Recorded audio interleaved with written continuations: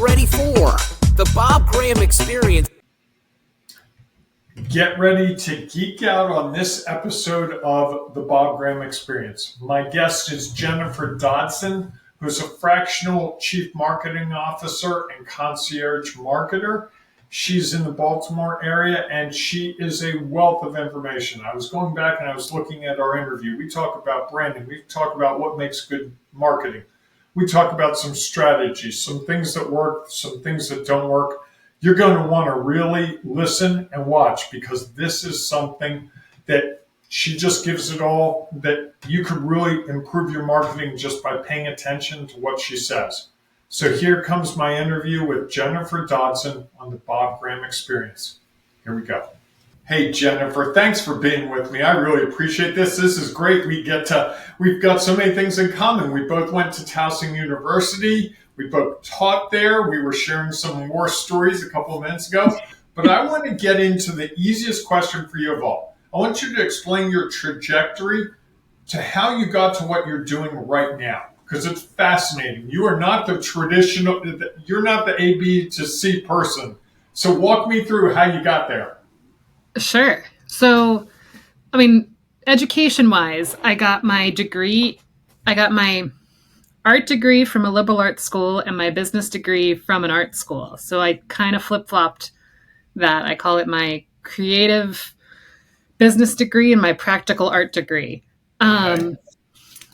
From there, I had multiple internships, multiple jobs. I started an agency very young. We did a little bit of everything for everyone. Social media, ads, websites, logos, all over the place. Then post-COVID, post-children, post some other life events. Life gets in the way, right? There's more to that story, but that's a conversation at the bar. I had a lot of personal events happen before COVID that were drastic. So I scaled back the business, took care of myself first, because you can't take care of clients if you don't take care of yourself.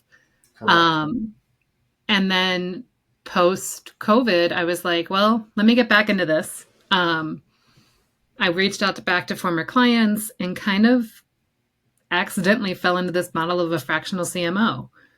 So it was I have 2 little kids now. I can't do everything. I don't want to manage a huge team again. I don't think you need to manage a full team. There's enough large agencies out there doing that.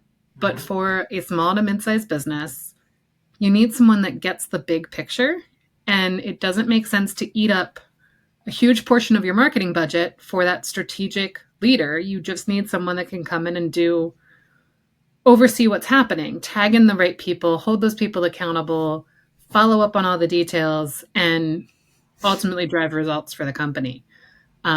So right now I have about 8 clients in the fractional CMO model that's working for, and it's been fantastic. And it's something the market's really been missing for a while, because you don't always need an agency, and there's smaller shops out there that will implement really well, but they're not guiding your strategy. And the CEO is running the business. They don't know how much of the budget to allocate towards Google Ads, how much to allocate towards something else.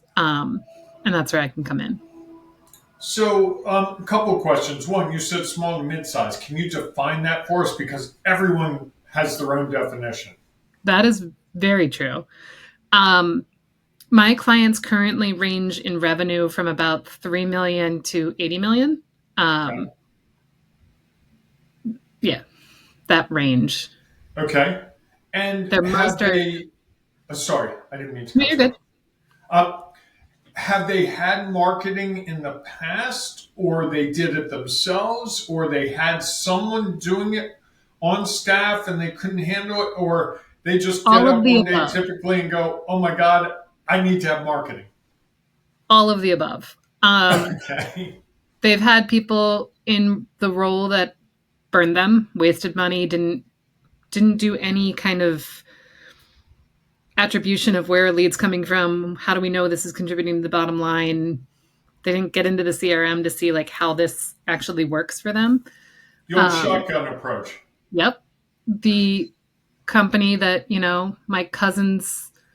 my neighbor's cousin is really good at this and we're going to have her do everything, or whatever weird relationship and it's just not good quality, all the way to, well, we post when we have time. There's really no strategy. It's just, oh, today I had an idea and I got it up and I may get another idea next month. We'll see. So that's the kind of where people come from. They got burned, they're scaling up, or they're just ready to get it to the next level. So some people can have internal marketing teams, but they're more junior and need help. Okay, so let's talk about marketing and kind of break it down a little bit. And because I think what I've found, I've taught marketing, I know you probably taught some of it as well. And people think of marketing as so many different things, like TV ads, that's all marketing, and Facebook ads are all marketing, and they are. But can you sort of give a working definition of marketing that you kind of see it as, and how it fits into a company's overall structure? Whew. There's two main parts of marketing, how I look at it. Okay. How are you getting people into the top of the funnel would be one piece of it. So all the things you're doing to make people aware of you, to make people interested in you, to make people start to like move something into the shopping cart or click to request more information, that is all a piece of marketing. But it extends beyond that to the personality of your business. And the personality of your business is going to affect recruiting and retention. It's going to affect like the morale of your employees. It's going to affect so many other pieces, and marketing plays a big role in that. What's the message you're putting out there? How are you positioning yourself? What makes you different? And that can go into the product aspect of it as well, of like, how are you positioning your product in the marketplace? Which is a huge part of marketing, don't get me wrong, but I think those are the places I spend a lot of time. And a lot of my clients, they're not commodity businesses, but like a demolition company, at the surface, demolition is demolition. Right. What is going to make, if you have 3 demolition proposals in front of you, besides budget, what is going to make you choose one over another? And if one has been putting out a reputation of quality, they show that they're giving back to the community, they show that the people like working there, you're going to choose to work with that company over the one that like has no presence, has no story, has no anything. Down to like, how do you talk about past projects? Is it a well thought out representation of that project, or it's a, oh, we did work for that company, it was good? Like, I think one of the challenges I see for a lot of businesses is when they start out, the marketing sort of happens. It's not a proactive, hey, I want to go out and I want to start an accounting firm and I want to work with dentists. And so I'm going to message it in this way to get in front of dentists because these are the issues that I know they have. I find that most of the time when I'm working with people, because I'm helping people now write lead generation books, the first part of that is really understanding who you're writing the book for. Yes. You know, if it's a book for everyone, it's a book for no one. And I think what you're advocating is marketing, if it's for everyone, a demolition company is a demolition company is a demolition company. Here's our guys, demoing a wall. That's not, that really is nothing to get excited about. I'm not sending that image to someone and going, wow, you got to see the way they demoed this wall. Now, while that would be very appealing to look at once or twice, my guess is seeing the demo of the wall and then seeing the logic behind it, that, this is a wall in a really old house, and we had to do it differently than a new house or a commercial construction. Well, and whether you're looking at construction, demolition, manufacturing, professional services, at the surface, a lot of people all do the same thing. But if you can really tell the story of what's happening behind the scenes, what's happening when a problem arises, and how you overcame it, that's ultimately what people want. They don't, like, there's multiple places you can go to buy uniforms. There's multiple CPAs that can run your taxes and hopefully do it well. But if you really want to get to like who you trust, like that's going to be the story and the messaging and everything else that goes above and beyond the bullet list of what you do. Makes perfect sense. I know when I refer people, if someone says, hey, I'm looking for an estate lawyer, do you know one? I refer them to a woman that helped my mother with a couple of things. And I tell them all about that story of helping my mother. I don't even mention wills and trusts and all that stuff because in my mind, if I'm giving you the recommendation, you should assume that that person can do what you're asking me to help you find someone to do. So then it becomes that story. And I think that's the part that we lose sight of. We do it so well with referrals. You know, even with the restaurant. Someone told me to go to a restaurant this morning. Like, oh, you got to go to this restaurant. Yep. The chef is so great. He's going to come out. He's going to bring you samples of stuff. Whether you ask for it or not, it's like, whoa. I mean, I'm interested. I don't know that I've met that many chefs, honestly. And if he's willing to come out and take the heat, excuse the pun, that's a different animal than going to, you know, a restaurant where it's like, yeah, okay, your customer, 90 minutes, get out of here, pay your bill, move on. Yeah. And so that story to me becomes bigger. Now, in that case, I would almost guarantee it just evolved. It wasn't a calculation. And my question to you is, if marketing is so calculated and we're bringing the personal element into it, are we manipulating people when we market? Ooh, you're just going for it. I told you. I warned you. An ethical marketer is not manipulating people. There are marketers that are manipulating people.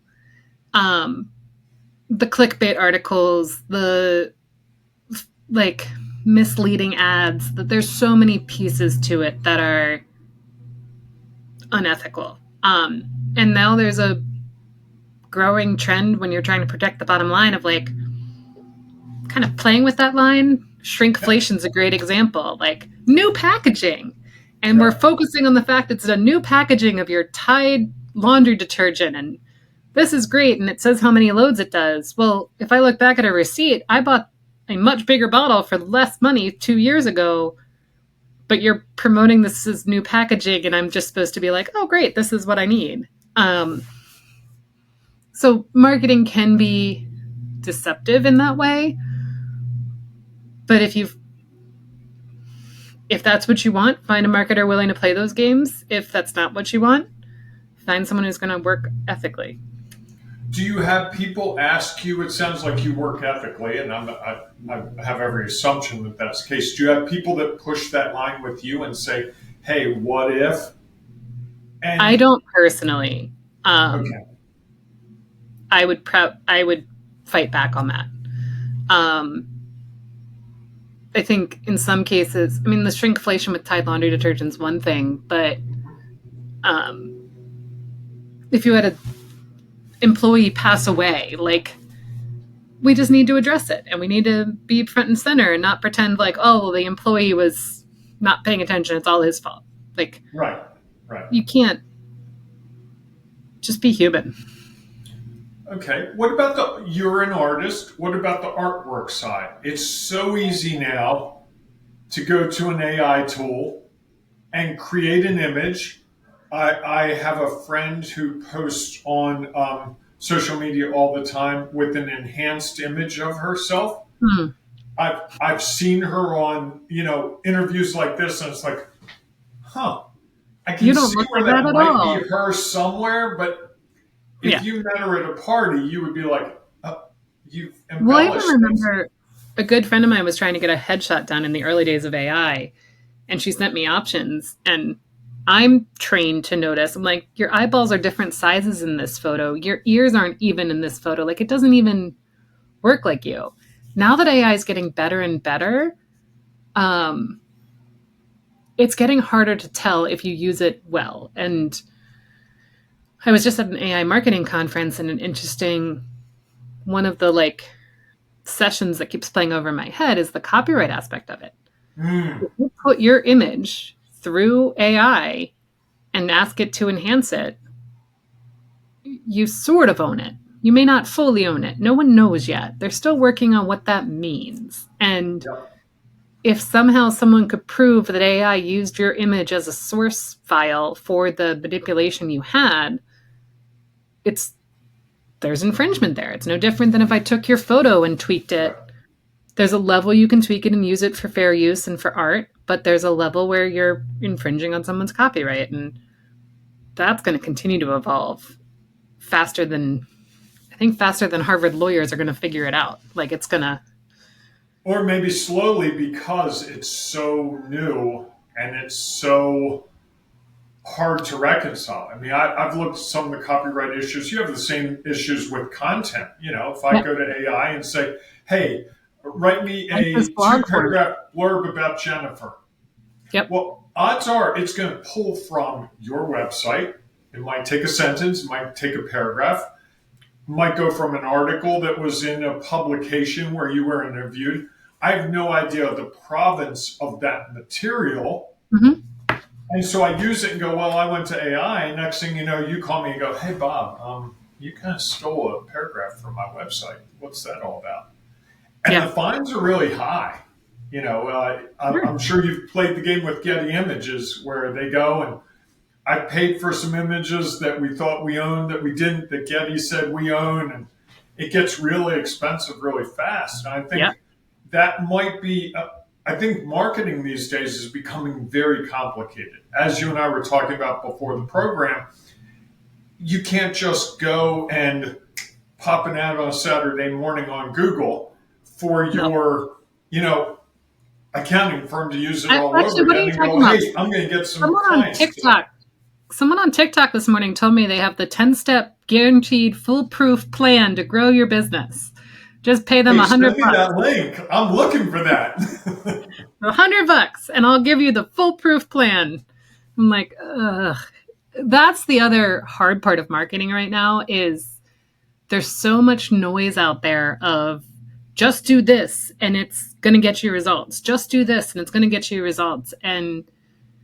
Or don't do this.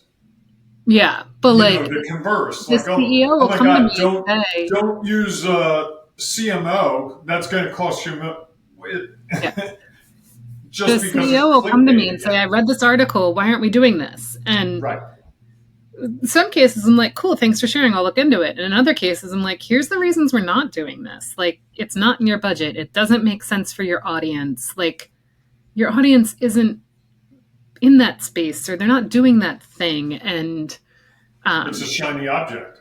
Yeah, but you don't want to spend your days playing whack-a-mole with shiny objects. You've got to build something that's going to work for you. Do you think one of the challenges for marketing right now is that the consumer is smarter than the company trying to market to them? Because the consumer has had everything thrown at them. They know the language of a phone call pitch. We're really sophisticated now. You know when someone's calling and it's a spam call. We know it in our email. We know it on a LinkedIn connection request. We know it so many different ways. Do you think it makes marketing even harder? Or are there gaps in there where marketing can plug in that the consumer might buy? I don't think smart consumers are our problem. Okay. Go further. I think it's the attention spans are getting shorter because we are getting bombarded with so many more images. And I will have to look up the stat again, but there was something about like the number of decisions we make in a day has gone up exponentially because of the digital world than it did before. It's 36,000, I thought. And it was 3,000 10 years ago. Yeah. I was going to say it's 10 times what it used to be. And a basic example of that is it used to be if I wanted to watch TV, you turn on TV, there's in my lifetime, there's 60 channels, and you pick between the 60 channels what you want to watch. I go a little further back than you. It was 3 or 4. When my 5-year-old is in a hotel and you have like limited TV stations, he doesn't know what to do with himself. Like, what do you mean there's commercials? What is this thing? That's not the show I was watching. Yes. But nowadays, I've got to sit down and pick which app am I opening. Then once I open the app, what content within that app am I watching? Like even Disney Plus, now you sign into Disney Plus and you got to decide, do you want to watch Disney, Marvel, National Geographic, Hulu, something else? Other things are in there now too. So it's like, great, I have one place to go, but I go there and there's thousands of options. And that's just one example of a much bigger decision we're making today than we used to. Same with groceries, same with all these other things in your daily life of how am I going to accomplish the thing? And on one hand, it's great. We have more choices, but on the other hand, it's overwhelming. And among my peers, I'm seeing people blocking more and more and starting to like realize it's just too much. I need to eliminate decisions in my life. And that I think is the biggest problem for marketers. As people put up more and more walls, as like third-party cookies go away and other ways of finding people and tracking people go away, as like that part's making it harder and harder. That makes sense. So let's talk. I'm going to pick your brain a little bit here, if you don't mind. What are some of the most common mistakes you see companies make when it comes to marketing, branding, artwork, your areas of expertise? Give me some that someone's going to go, oh, that's me. I mean, data is number one. They're not putting enough data into their CRM or their sales system to gain any knowledgeable information. So they don't track where leads come from. They don't track how many interactions they had or any of the data that could help you make really meaningful decisions. So you're making a lot of stuff off of gut check. Mm-hmm. And guts are unreliable. So I think that's I'll one. give you that. Yeah. But like, did the phone call come from Google? Did it come from Facebook? Did it come from a referral? Did it come from somewhere else? How do you know? How do you track it? Right. And what's the conversion rate on those things? So data's a big one. Now, I hear from people when I mention that to them when I've done some business coaching, they're like, well, I don't really want to bother my customer asking that question. And well, there's I've ways seen to do it in brick and mortar stores where I'll go up to the counter to buy something and be like, hey, aren't you curious where I came from? Yeah, you came from outside. Wouldn't you love to know that I saw your ad 3 weeks ago and then my friend mentioned your company and then I heard an ad on the radio and the triangulation of those three things puts me here now spending money with you? And they're like, no, we just want you to spend money. Well, and I think a lot of businesses, that's what they deal with, right? And that's a training and people issue, which you could also add to that list of, you can put all the great messages out there in the world, but if the person that answers the phone, the person behind the cash register, whatever, isn't a good reflection of your brand, it can undo everything you just did. We all have bad customer service experiences. We've all hung up on someone, I'm sure, at some point. I'm just like, I can't, you've lost my business for life. So people is a challenge. From a creative perspective,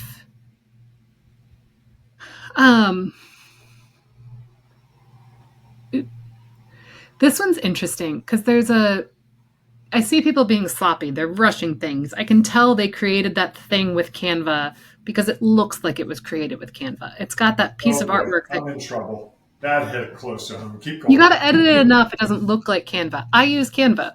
I'm a trained graphic designer. I have all of the creative suite. It's just easier to use Canva some days. But there's certain design elements and certain things that are just a giveaway that you used a Canva template. So like that's a part of it.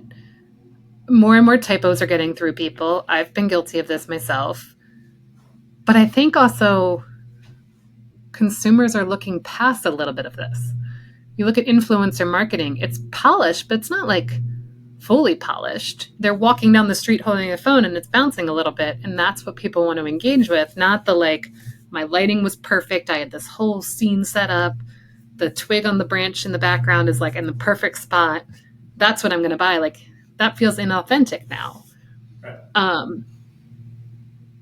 So balancing that. You need to create content fast, but you need it to be good. And AI is helping, but it's not fully there yet. I mean, right now, if you want to make an AI video, go to ChatGPT, write a script.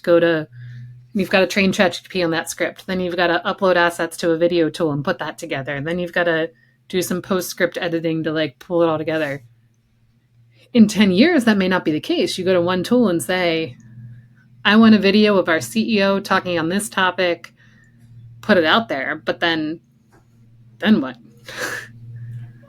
Well, my fear is that AI becomes the tool that a person uses for things they don't like to do or don't want to do. So take grammar. The typos get through because as good as spell check is and grammar check, and as good as some of the tools Grammarly are, there are things that you just can't figure out. As a writer, I can tell you there's nuances of words that it just can't be resolved, and you'll see it all the time. Affect and effect. It's there, and there. I'll hate that one. Those things that it might flag it. And the other thing is, even if it flags it, often people are like, oh, I know that.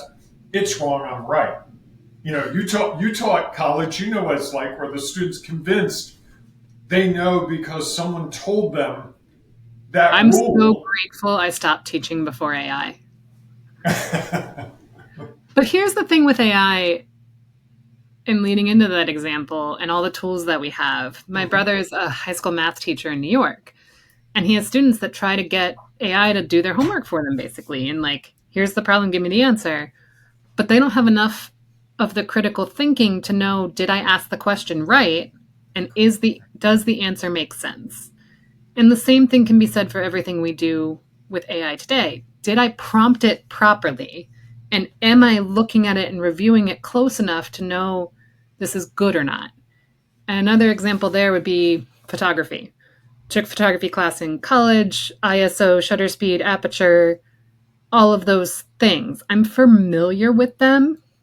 If you gave me a real camera, I'm probably putting it on automatic and like, that's mine. And your phone's going to do a better job anyway. What? Your phone's going to do a better job anyway because it's already kind of on automatic and it's got... But if you really want to get a good result out of AI, that's the language you need to put into the system to say, show this as a longer exposure, show this as a brighter, like a more open aperture, whatever. And then you can get a much better result. If you just go with plain language of make it brighter, your result's not going to be as good.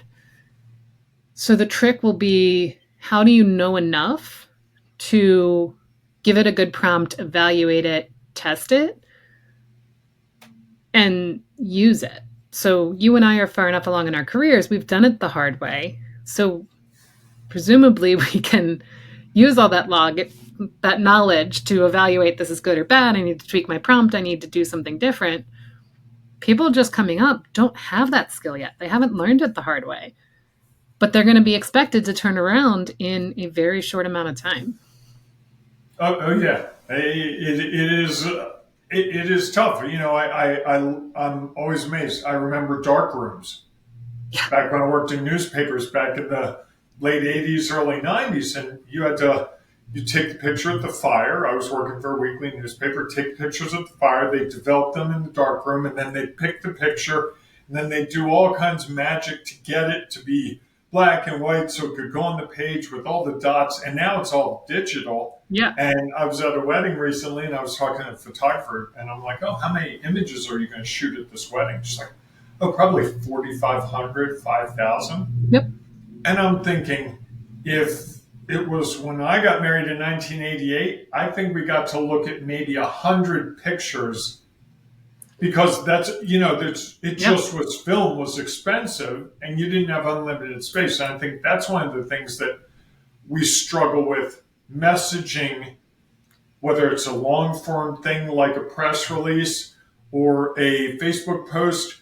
We have unlimited space, which kind of allows for unlimited opportunity. And when I was a journalist, it's like you have 8 inches to write, which was about 8 paragraphs, and you couldn't make it 12. If you made 12, they lopped off the bottom 4. And it's like, okay, well, I'm not going to write 12 if they're only going to take 8. And I think that compression was really valuable, and it created a much more polished final product because you had to make decisions about what to include and what to exclude.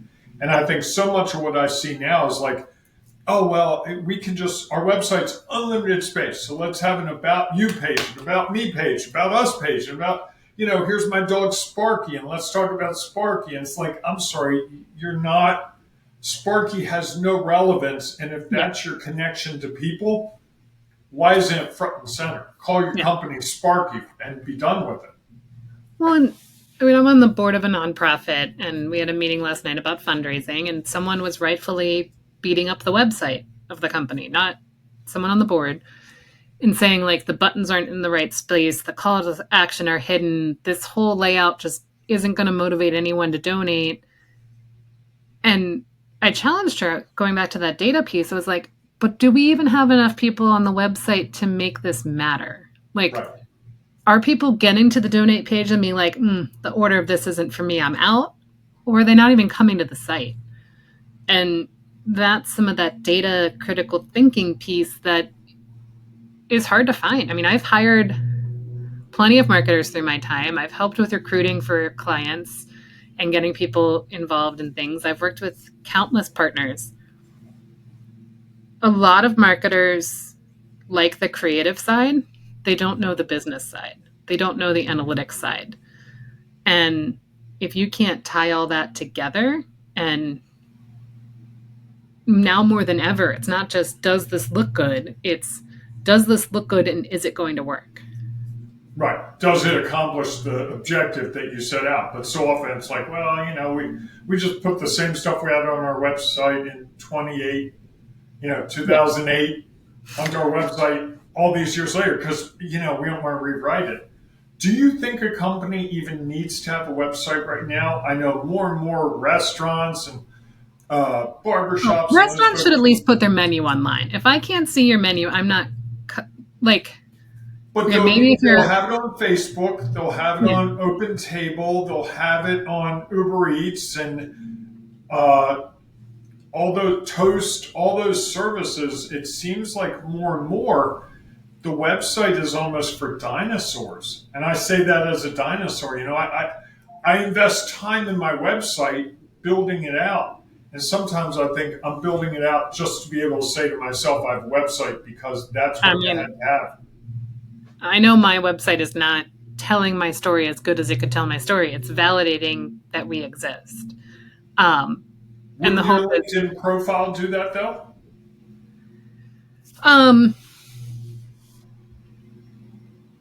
My goal with my LinkedIn profile is to be authentic.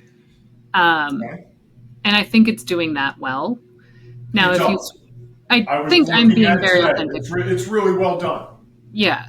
In fact, if someone wants to see a really good model of a LinkedIn profile that works, hers is one. Jennifer's really, you can tell the investment time, the thought, there's a logic to it. It's not just, let me copy my resume into the about section and let it go. But if you look, there's several years I didn't post anything. Blame it on the little kids, blame it on whatever. It just wasn't a place I was spending time, and I didn't need to. My business grew and things are good. I'm not saying they're not good. But now that my kids are a little bit older, I'm like, I want to get back out there. I want to be more connected to people and not just the floating head on lots of Zoom calls. So do we need the website or can we use the other tools? There are plenty of people that all they do is Instagram. And if you want to learn more, you send a DM and that's how they interact. And can that work or is that really for very specialized things? It goes back to knowing your audience. If your audience is spending a lot of their time on Instagram, and you can make money through affiliate links, you can make money through download, like through Instagram's channels, you don't need anything else. Why overcomplicate it? You don't need to be posting on you're going to waste so much time and energy posting on every platform, posting on all the things. And If your pie is only $100,000, you can't do it. Now, if you're Target Right. and your pie is God knows how many millions of dollars, Right. the work you're spending customizing for each platform is probably a relative piece of the pie, but their pie is just a lot bigger. So small businesses need to not look at what everyone's doing, but look at how do you optimize your budget for what you're doing. Right, and it gets back to knowing who your audience is and where they're going to be. Yeah. I know a company that does really well by sponsoring youth sports, Hmm. and you would think, oh, wow, how can that be? Well, it's $100 here, it's $200 there. They have a billboard on the fields Yep. that every parent's sitting there looking at for 2.5 hours while their kids play baseball. And because they're part of that community and they go to games, they They're built a washing the brand uniform and the around logos on that. the back of the uniform. And And no yeah. one else is doing that. And yes, it takes Saturday mornings and it takes Friday evenings, but they've carved out No. a niche in an area that everyone else is like, oh, I'll give Yeah. you $100 to their kid, and they never look at it. This person can see direct correlation. Like, I was at that game and I was standing, and they had seen me beforehand, and now they're asking me questions. Yep. The challenge with that approach is it's not scalable. Correct. You could build a really good name for yourself in Harford County, Maryland. And I know some businesses that have done this, the grassroots, like I'm very integrated in one community. But when you want to try and break into the next county over, you've got to duplicate that effort. It's not Right. like okay, what we've done, we can now do at a 25% more. No, we've got to completely redo what we're doing for the next community to grow in that area. Right. So whereas someone that's all in on Instagram, that's a little bit more scalable as a tactic as long as the operations behind the scenes can support it. But by all means, if you're a local business, I love the community approach. Yeah. I think there's so many pieces to it. But if you're a regional business, especially with Baltimore and DC so close together, if your business is in the middle and you have to market to people in DC and people in Washington or Baltimore, that's two different audiences on its own. And So let me ask you some questions about the fractional chief marketing officer position, because I think that confuses people when we talk about fractional. And that, is that does that mean part-time? Does that mean you're just a consultant that you get called in? Do you have set hours typically with your clients? And are you involved in their high-level meetings? Or is it just, Jennifer, do this for us, go? my most successful clients, I'm involved in the high level meetings. I'm at the sales meeting. I'm at the quarterly planning, monthly annual planning, whatever the cycle is. Okay.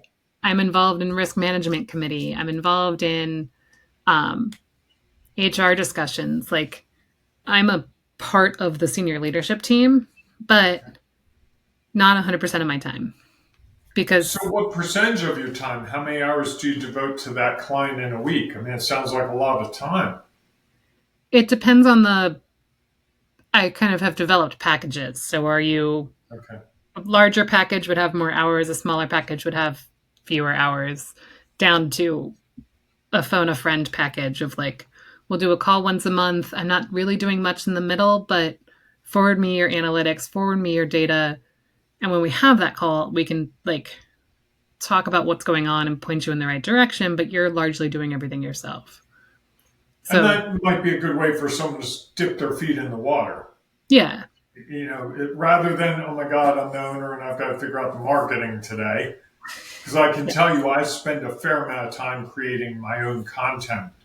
And I feel like that's a monster that just never is fed enough. I think about ideas all the time. And sometimes I'll complain some evenings, like, what do you do all day, Bob? Well, I create content.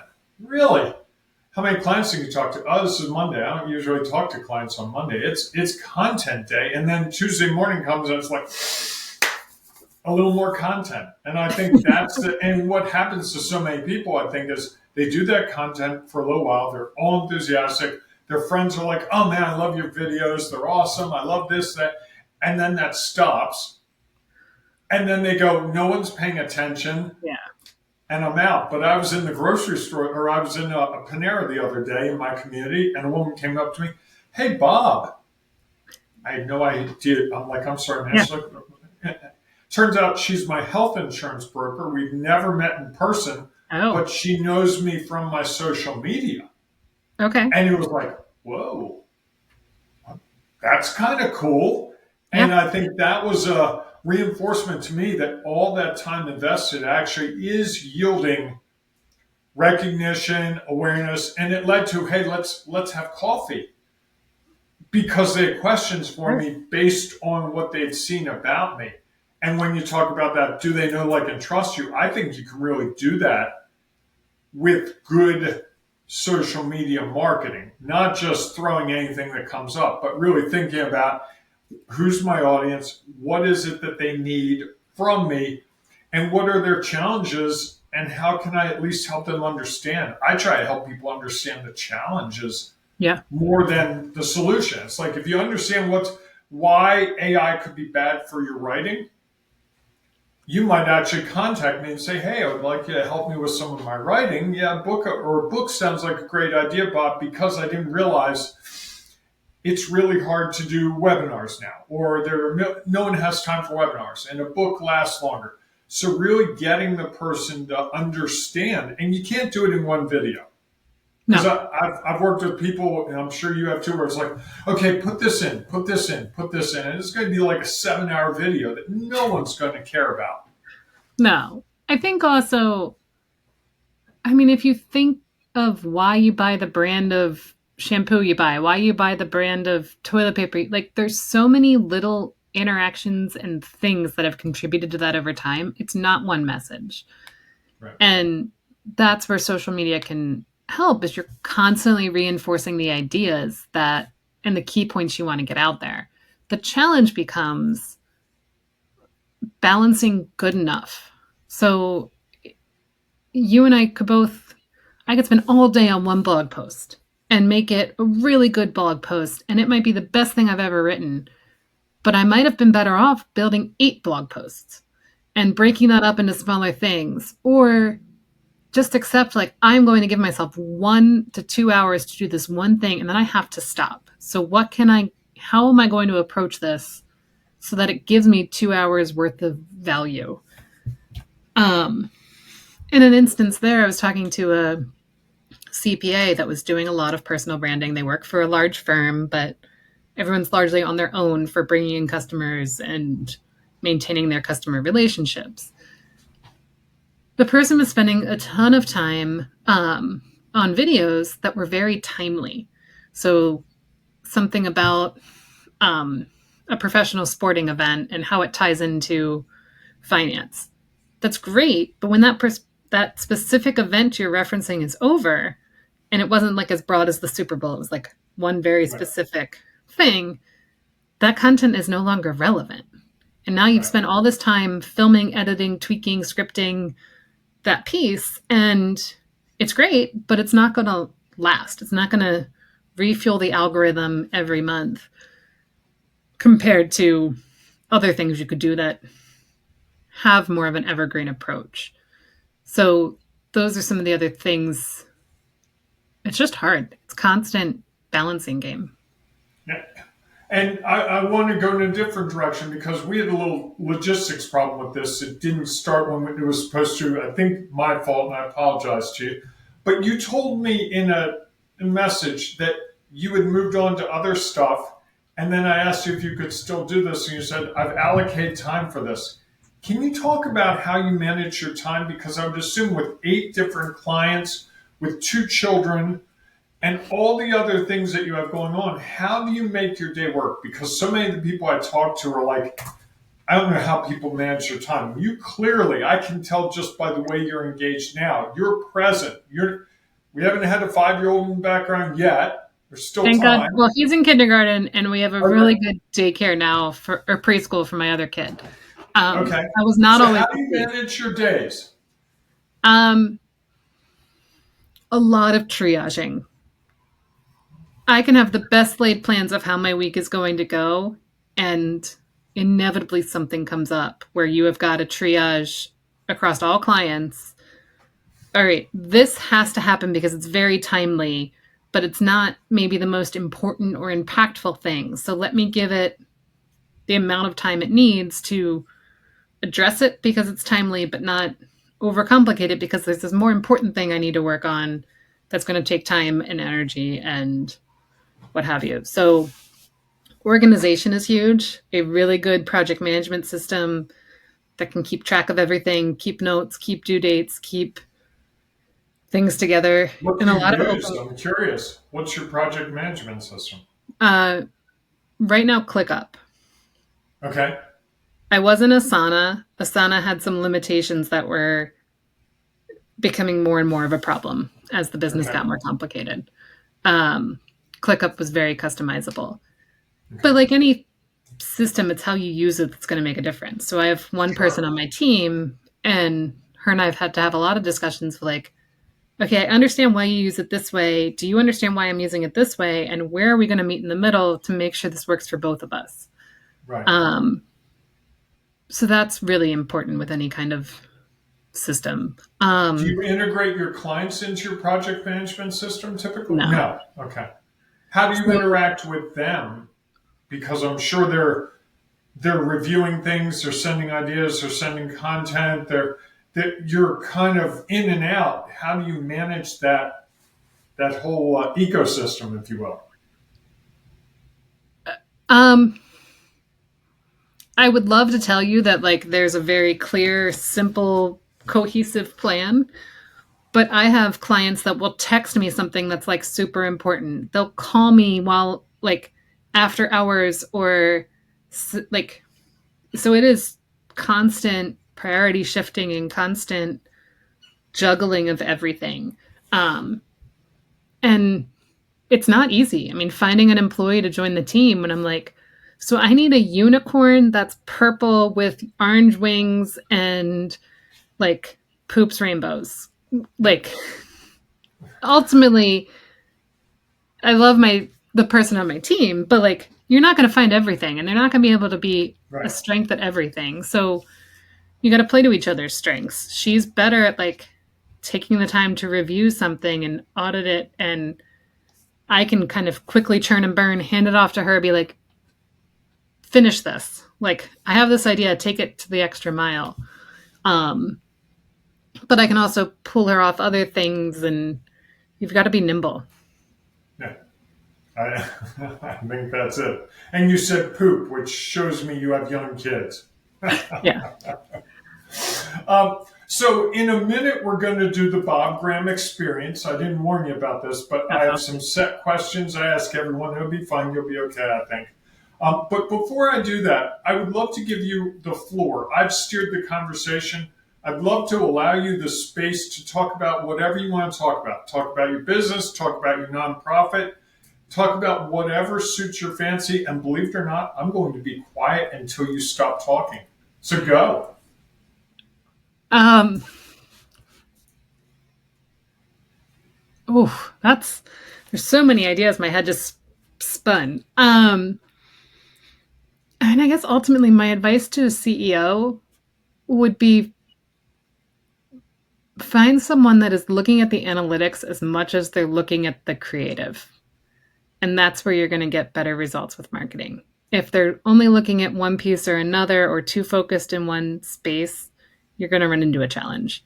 Um, so find that partner, find that employee, find that piece, but don't be so focused on the numbers that you don't try something new.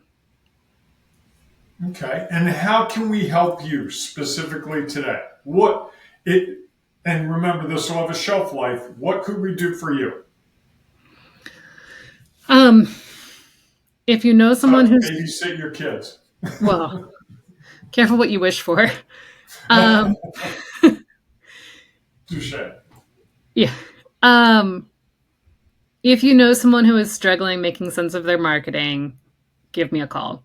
Whether I'm the right partner or someone I know is the right partner, I fully believe good marketing lifts up good marketing, and we should all just be looking out for what's in the best interest of who we're working for. We can't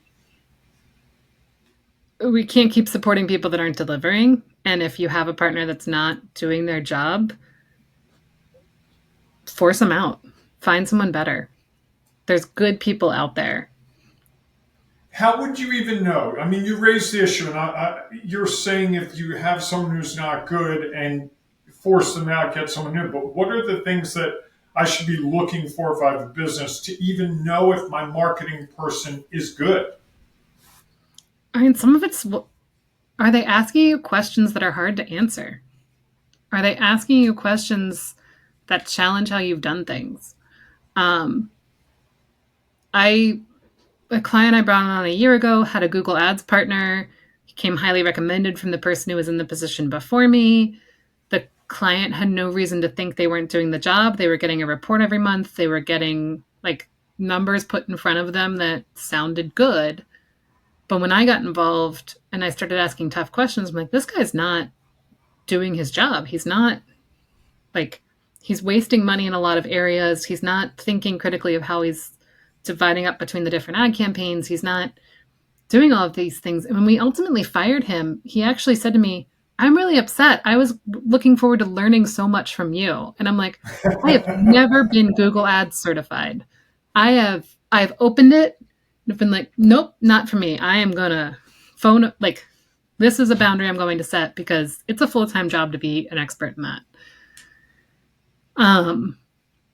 So it's one example of they should be challenging you. And the Google Ads partner I work with the most these days, she'll come back with questions and it's like, ooh, I'll get back to you on that.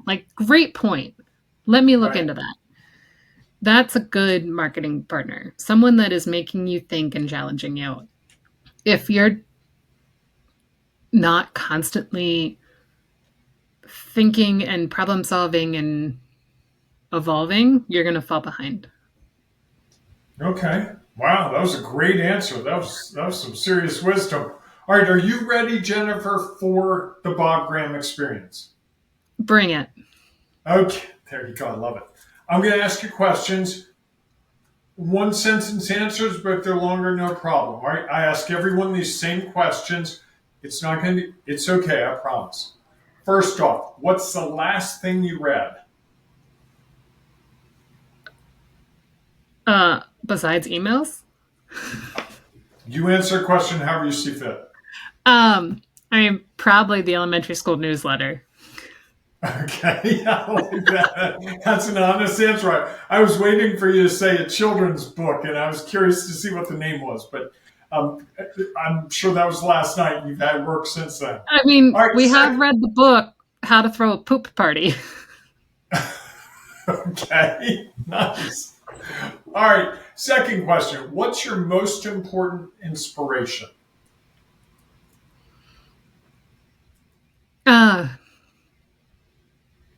Happiness and fulfillment.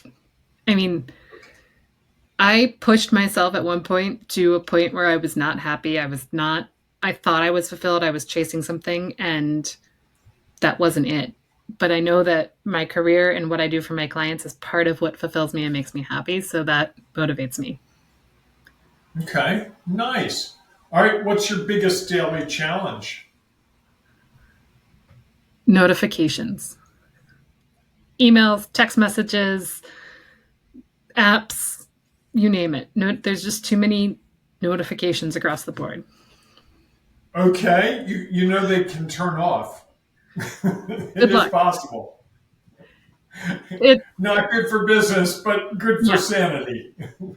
That's why you go on vacation and you have a person in place that can run things while you're gone. Do you turn them off when you, in the evening or on the weekends, or is it 24/7 for you? I put my phone down and walk away. Okay. So, part of it's necessity. You can't just be on all the time. And I want to be present and engaged with the people I'm with. But part of it's also just mental health. You can't have the notifications on all the time. Okay. Next question. What's your guiding principle? Be a good human. Okay, be a good human. That's easy enough. Sounds easy, at least. All right, what's the skill you didn't know you had that you rely on a lot now?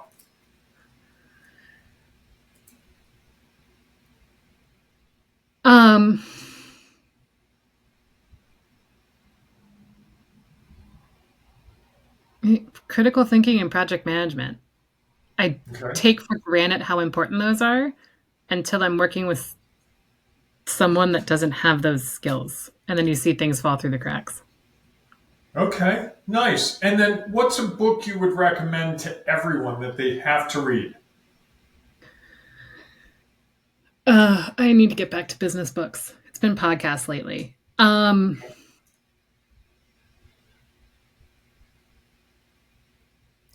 of the ones I used to always recommend. There's a book called Rework, and a very quick, easy read, but it will help you think of other ways to do things. So that's one thing I like about it. Okay. And you said you like podcasts mostly now. What are some of the podcasts you find valuable? Besides this one. Self-promotion. It's a mix of marketing podcasts. So the Marketing Institute has a podcast on AI. And then parenting and life podcasts are the other ones that I've been listening to. That's the reason. Well, Jennifer, this has been really great. I appreciate your time. I appreciate your insights. It's always great to talk marketing, and I love your perspective, and you took on the hard questions, which always makes me happy. Thank you so much. And what's the best way to get in touch with you if someone wants to get in touch with you? My email, jennifer@adashmorecreative.com. Okay. And by the way, I didn't ask, how did you get that name, Adash? That's such a great name. When I first started the business, the idea was we were going to be a design shop that did a little bit more. We weren't just going to do design. We were going to do design that kind of worked and thought about the big picture and asked the questions. And through all the evolutions of the business, that's remained true. It's not just order taking. We're not ordering off a menu and getting our services. It's doing someone constantly looking out for what's best for you and working through that. I think you've demonstrated that in this discussion, honestly. You didn't just throw the pat answers, you thought about it, which I love. So thank you again, Jennifer. This was great. And folks, if you want to watch this again, you can always rewind it. You can watch other episodes, and we'll be back real soon with another episode of the Bob Graham Experience. Thank you so much. Thank you. That was the Bob Graham Experience. Want to be a guest and experience it for yourself? Visit thebobgrahamexperience.com to get on the list. And of course, please rate us and listen to other episodes wherever you had the Bob Graham Experience. Until next time.